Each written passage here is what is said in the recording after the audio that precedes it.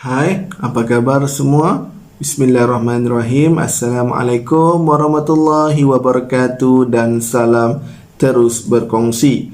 Baiklah, jom kita belajar Bahasa Melayu tahun 6 Sekolah Jenis Kebangsaan.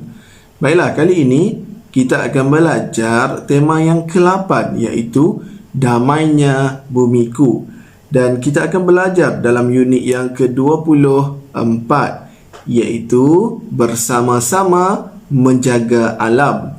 Jadi adik-adik sekalian bolehlah merujuk buku teks Bahasa Melayu tahun 6 Sekolah Jenis Kebangsaan pada muka surat 1, 2, 3. Baiklah, standard kandungan yang kita akan belajar kali ini ialah 3.6 iaitu menulis untuk menyampaikan maklumat tentang sesuatu perkara dengan menggunakan bahasa yang santun.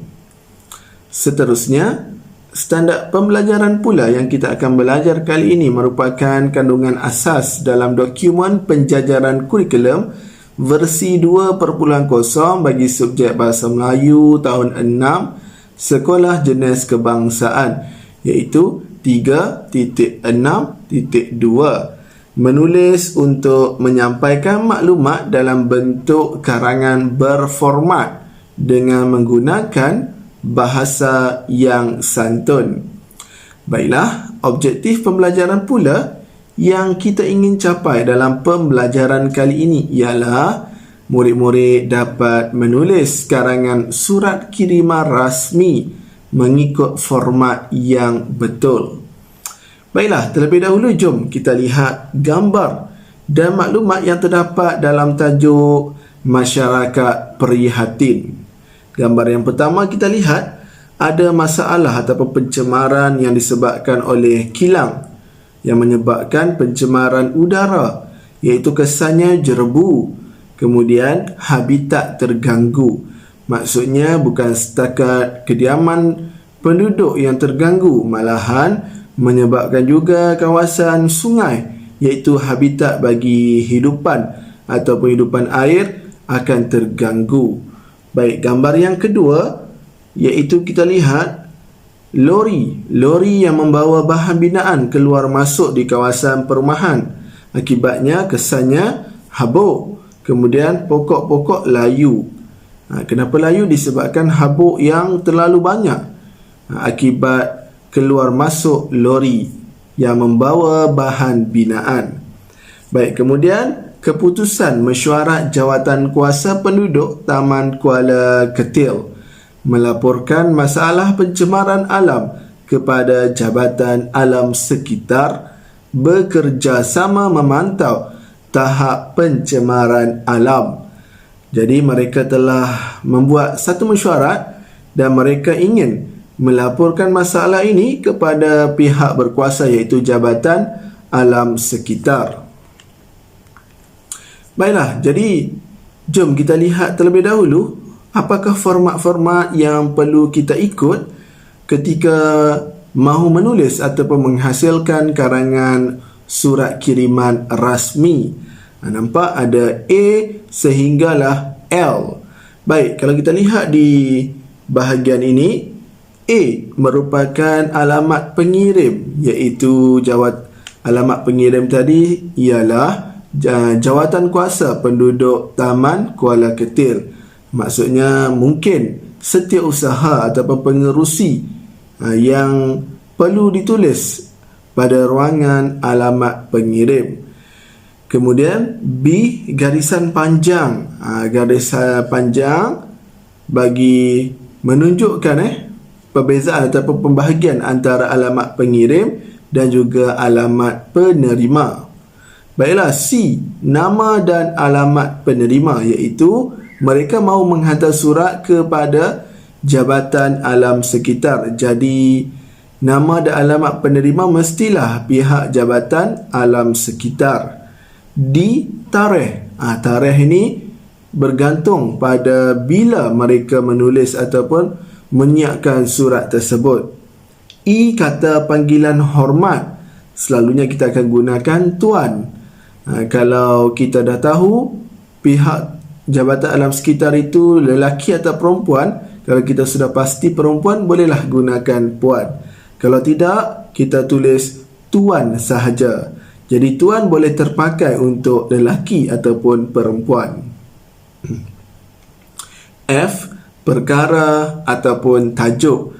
Nanti bahagian F, G, H, I kita akan perincikan selepas ini.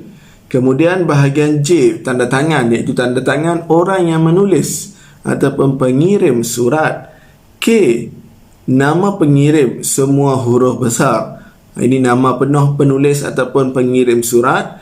Dan L, jawatan. Selalunya kalau jawatan kuasa penduduk, mereka hendak hantar surat, mungkin setiausaha ataupun pengerusi jawatan kuasa tersebut. Baiklah, jom kita lihat lebih terperinci, iaitu untuk F terlebih dahulu, perkara ataupun tajuk. Untuk menulis perkara ataupun tajuk, kita ada dua cara. Yang pertama, kita menulis menggunakan ataupun kita hanya tulis aduan, iaitu A huruf besar. Kemudian masalah pencemaran alam, yang lain semuanya kita tulis dalam huruf kecil. Dan di hujung tajuk kita mestilah letakkan noktah ataupun titik. Baiklah, jadi kita perlu gariskan jika kita mahu menulis sebegini. Kemudian cara kedua, kita menggunakan kesemuanya huruf besar. Jadi jika kita menggunakan kesemuanya huruf besar, kita tidak perlu gariskan tajuk tersebut. Baik, kemudian pendahuluan. Pendahuluan ni sebenarnya banyak cara. Tetapi kalau surat kiriman rasmi, kita tidak perlu menulis pendahuluan yang begitu panjang. Cukuplah sekadar perkara di atas adalah dirujuk. Jadi senang. Yang penting bahagian isi nanti kita jelaskan apakah tujuan surat tersebut ditulis. Baik, isi. Isi ni bergantung mungkin ada 2 ataupun 3 nombor, iaitu 3 perenggan. Bergantung apakah isi yang terdapat dalam kandungan surat tersebut. Jadi ini contoh yang saya berikan.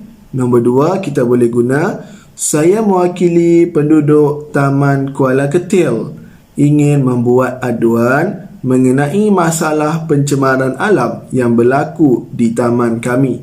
Maksudnya dalam perenggan kedua tu dah nyatakan sebab ataupun tujuan surat itu ditulis. Kemudian baru ceritakan, iaitu dengan lebih lanjut, tujuan surat itu ditulis. Masalah ni berpunca daripada kilang yang membuang sisa-sisa toksik ke dalam sungai serta lori yang keluar masuk membawa bahan pembinaan. Jadi di sinilah kita akan ceritakan dengan lebih terperinci, iaitu kita nak menerangkan lebih lanjut mengenai tujuan surat itu ditulis. Baik, penutup. Penutup ni selalunya harapan. Harapan daripada surat tersebut. Justeru, kami berharap pihak tuan dapat mengambil tindakan yang sewajarnya. Jadi sebagai orang yang berbudi, kita kena nyatakan segala kerjasama daripada pihak tuan kami dahului dengan ucapan terima kasih, iaitu sebagai tanda kita berbudi bahasa. Kita nyatakan segala tindakan yang dilakukan ataupun akan dilakukan oleh pihak Jabatan Alam Sekitar, kita dahului dengan ucapan terima kasih. Baiklah, jadi lengkap sudah sebuah karangan surat kiriman rasmi, iaitu formatnya terlalu banyak sebenarnya. Tetapi jika anda faham format-format yang perlu ada dalam surat kiriman rasmi, rasanya lebih mudah dan senang untuk menulis karangan jenis ini. Jadi itu saja pembelajaran kita untuk kali ini. Diharapkan apa yang kita belajar mampu memberi manfaat, seterusnya membantu kamu untuk meningkatkan penguasaan dalam subjek bahasa Melayu. Semoga kita berjumpa lagi dalam pembelajaran yang akan datang. Sekian, terima kasih. Bye-bye.